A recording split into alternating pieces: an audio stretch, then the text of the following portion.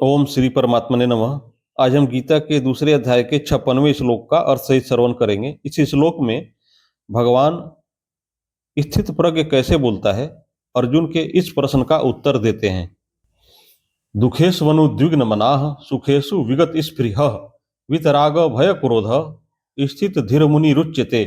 अर्थात दुखों की प्राप्ति होने पर जिसके मन में उद्वेग नहीं होता और सुखों की प्राप्ति होने पर जिसके मन में स्पृहा नहीं होती तथा जो राग भय और क्रोध से सर्वथा रहित हो गया है, वह मननशील मनुष्य स्थिर बुद्धि कहा जाता है। व्याख्या। अर्जुन तो स्थित प्रज्ञ कैसे बोलता है, ऐसा क्रिया की प्रधानता को लेकर प्रश्न किया था, पर भगवान भाव की प्रधानता को लेकर उत्तर देते हैं, क्योंकि क्रियाओं में भाव ही मुख्य है। क्रिया मात्र भावपूर्वक ही होती है। भाव बदलने से क्रिया बदल जाती है, अर्थात बाहर से क्रिया वैसी ही दिखने पर भी वास्तव में क्रिया वैसी नहीं रहती। उसी भाव की बात भगवान यहाँ कह रहे हैं।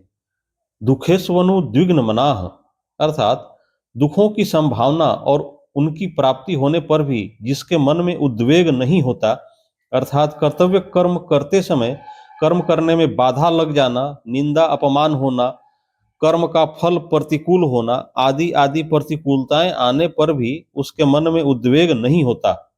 कर्मयोगी के मन में उद्वेग हलचल न होने का कारण यह है कि उसका मुख्य कर्तव्य होता है दूसरों के हित के लिए कर्म करना, कर्मों को सांगोपांग करना, कर्मों के फल में कहीं आसक्ति ममता कामना न हो जाए, इस विषय में सावधान रहना।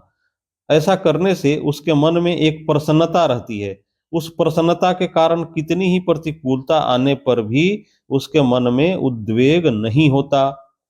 सुखेषु विगत स्पृहः, अर्थात सुखों की संभावना और उनकी प्राप्ति होने पर भी जिसके भीतर स्पृहा नहीं होती, अर्थात वर्तमान में कर्मों का सांगोपांग हो जाना, तात्कालिक आदर और प्रशंसा होना, अनुकूल फल मिल जाना आदि आदि अनुकूलताएं आने पर भी उसके मन में यह परिस्थिति ऐसी ही बनी रहे, यह परिस्थिति सदा मिलती रहे, ऐसी स्पृहा नहीं होती।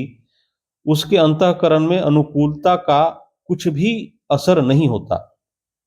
वितराग भय क्रोध, अर्थात संसार के पदार्थों का मन पर जो रंग चढ़ जाता है उसको राग कहते हैं। पदार्थों में राग होने पर अगर कोई सबल व्यक्ति उन पदार्थों का नाश करता है, उनसे संबंध विच्छेद कराता है, उनकी प्राप्ति में विघ्न डालता है, तो मन में भय होता है। अगर वह व्यक्ति निर्बल होता है तो मन में क्रोध होता है। परंतु जिसके भीतर दूसरों को सुख पहुंचाने का, उनका हित करने का, उनकी सेवा करने का भाव जागृत हो जाता है, उसका राग स्वाभाविक ही मिट जाता है। राग के मिटने से भय और क्रोध भी नहीं रहते, अतः वह राग भय और क्रोध से सर्वथा रहित हो जाता है। जब तक आंशिक रूप से उद्वेग स्पृहा राग भय और क्रोध रहते हैं, तब तक वह साधक होता है। इनसे सर्वथा रहित होने पर वह सिद्ध हो जाता है। वासना कामना आदि सभी एक राग के ही स्वरूप हैं। केवल वासना का तारतम्य होने से उसके अलग अलग नाम होते हैं। जैसे अंतःकरण में जो छिपा हुआ राग रहता है उसका नाम वासना है। वासना का ही दूसरा नाम आसक्ति और प्रियता है। मेरे को वस्तु मिल जाए ऐसी जो इच्छा होती है उसका नाम कामना है। कामना पूरी होने की जो संभावना है उसका नाम आशा है। कामना पूरी होने पर भी पदार्थों के बढ़ने की तथा पदार्थों के और मिलने की जो इच्छा होती है उसका नाम लोभ है। लोभ की मात्रा अधिक बढ़ जाने का नाम तृष्णा है। तात्पर्य है कि उत्पत्ति विनाशील पदार्थों में जो खिंचाव है, श्रेष्ठ और महत्व बुद्धि है, उसी को वासना कामना आदि नामों से कहते हैं। स्थित धीरमुनि रुच्यते, अर्थात ऐसे मननशील कर्मयोगी की बुद्धि स्थिर अटल हो जाती है। मुनि शब्द वाणी पर लागू होता है, इसलिए भगवान ने किम प्रभासेत के उत्तर में मुनि शब्द कह दिया है। परंतु वास्तव में मुनि शब्द केवल वाणी पर ही अवलंबित नहीं है। इसलिए भगवान ने 17वें अध्याय में मौन शब्द का प्रयोग मानसिक तप में किया है, वाणी के तप में नहीं।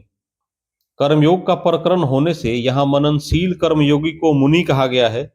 मननशीलता का तात्पर्य है सावधानी का मनन, जिससे कि मन में कोई कामना आसक्ति न आ जाए। निरंतर अनासक्त रहना ही सिद्ध कर्मयोगी की सावधानी है, क्योंकि पहले साधक अवस्था में उसकी ऐसी सावधानी रही है और इसी से वह परमात्म तत्व को प्राप्त हुआ है। नारायण नारायण नारायण। अगली वीडियो में हम गीता के क्रमशः श्लोकों का अर्थ सहित श्रवण करेंगे। कृपया इस चैनल को सब्सक्राइब कर ले ताकि कोई भी वीडियो मिस ना हो, और यदि वीडियो अच्छी लगी हो तो लाइक करना ना भूलें। जय श्री कृष्ण।